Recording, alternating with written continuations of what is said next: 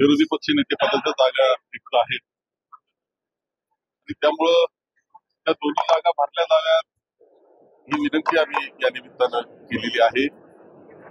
कारण शेवटी लोकशाहीच्या प्रक्रियेमध्ये राज्य शासन चालत असताना जसं सत्ताधारी मुख्यमंत्री महत्वाचे तसे विरोधी पक्ष सुद्धा नेता सुद्धा महत्वाचा असतो आणि त्या दृष्टीने हे दोन्ही जागा तातडीनं भरल्या जाव्यात हा आग्रह आम्ही केलेला आहे। याशिवाय राज्यामध्ये असलेली एकंदर सगळी परिस्थिती, एकंदर ज्या पद्धतीनं प्रशासन काम करत आहे याबाबतीत सुद्धा आमचं जे काही म्हणणं होतं ते आम्ही त्यांना सांगितलेलं आहे।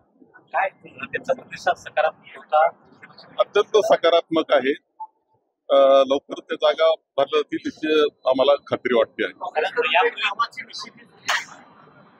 नावाची निश्चिती काँग्रेसची अशी होत नसते। त्या जागा भरल्या ठरल्यानंतर आमच्या दिल्लीमध्ये श्रेष्ठी आहे त्यांची चर्चा करून निश्चिती करण्यात येईल। काल देखील तुम्ही 2 लाखांना भेटला, त्यानंतर रामसिंगला भेटला, काय वाटतं सकारात्मक आहे मुख्यमंत्री भेटला आता? असं आहे की लोकशाहीमध्ये विरोधी पक्ष ही पद अत्यंत महत्वाचं पद आहे आणि विरोधी पक्ष नेता पद आणि सरकारवर अंकुश आणि लोकांना न्याय आणि सरकारच्या चुकांवर उपाय हा या मुख्यत्वेवर आपण सगळे या लोकशाहीला बळकटीसाठी काम करण्याची पद्धत आहे। परंतु ते दोनही पद आता रिक्त असल्यामुळे आम्ही कालपासून उद्धवजींनंतर उद्धव साहेब आहेत किंवा राम शिंदे साहेब सभापती, आज मुख्यमंत्री महोदयांची भेट झाली आणि मी ही चर्चा केली की ही दोनही पद तातडीनं भरावी आणि विशेष करून विधान परिषदेची जागा आता रिक्त झाल्यामुळे पूर्वी 1 जागा रिक्त होती, आता 2ही जागा रिक्त आहे। त्यामुळं तिथे जर आपण तातडीनं भरलात तर विरोधी पक्ष नेत्यांना महाराष्ट्रातील सरकारच्या काम करण्याची जे काही पद्धत असेल त्यावरही चर्चा किंवा त्यांना ती माहिती देता येईल, त्यावर सरकारला विचारासाठी भाग पाडता येईल, या सगळ्या गोष्टीवर अनेक चर्चा झाली।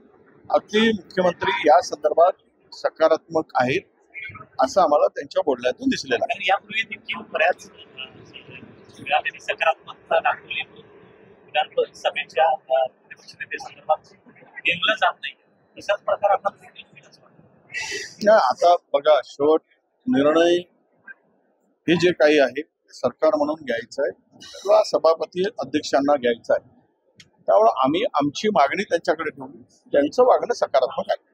सर, हिंदी में बता दीजिए कि करीब 1 साल तय हो गए सरकार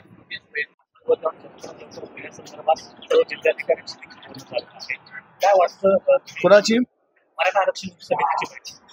हो, आता ते मराठा आरक्षण समितीची बैठक झाली असेल तर ज्याचा लवकरात लवकर अंमलबजावणी करा ही मागणी योग्यच आहे। उद्या ओबीसीच्या उपसमितीची बैठक झाली तर ते हे म्हणू नये तो GR ला लवकरात लवकर रद्द करा, म्हणजे हा विरोधाभास जो काही उद्या निर्माण होईल त्यातून काय ते पुढे येणारा काळ सांगेल। सरकारमध्येच कुठेतरी गोंधळ सुरू असलेलं पाहायला मिळतंय का? सरकारमध्ये गोंधळ बघा, या दोनही उपसमित्या ज्या काही झाल्या ओबीसी साठी आणि मराठा तर सरकारची भूमिका दोनही समाजाला एकाच वेळेस न्याय देऊन समाधान कसं करेल यावर आमचं लक्ष आहे आणि तेही जनता ठरवते की खरं याचा अर्थ काय, याचं समाधान काय, मराठा समाजाचंही समाधान झालं काय, ओबीसी समाजाचंही समाधान होतं का, यावर घाईनं कुठली प्रतिक्रिया देण्यापेक्षा जरा थोडं थांबू, त्याचे रिॲक्शन पाहू आणि मग प्रतिक्रिया देऊ।